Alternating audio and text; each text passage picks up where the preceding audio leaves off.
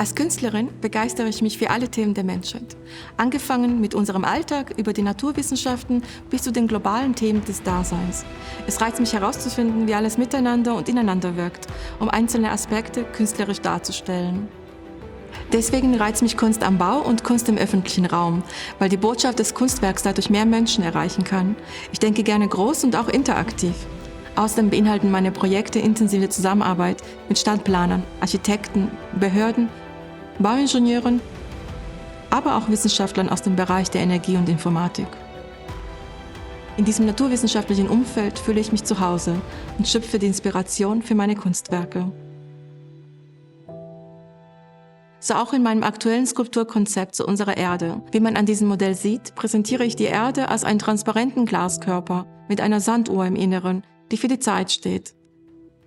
Beides liegt in der Hand der gesamten Menschheit. Mit dieser Skulptur möchte ich die Menschen von heute erreichen.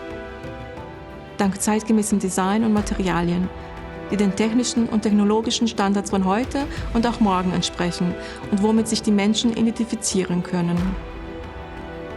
So ein inhaltlich vielschichtiges Kunstprojekt verbindet die Menschen vor Ort, aber auch die Besucher und die Online-Betrachter. Für eine Stadt oder ein Unternehmen bietet sie einen großen Effekt als Botschaftsträgerin an.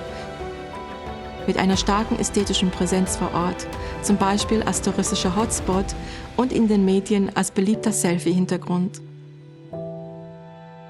Wenn Sie Stadtplaner sind oder eine Institution, die diese Skulptur mit mir realisieren möchte, bin ich mir sicher, dass dieses Monument nicht nur Ihre Stadtlandschaft bereichern wird, sondern auch eine nachhaltige und humanistische Botschaft in die Welt aussenden kann. Seien Sie dabei und nutzen Sie die kraftvolle Botschaft dieser Skulptur, um die Weltgemeinschaft zu inspirieren.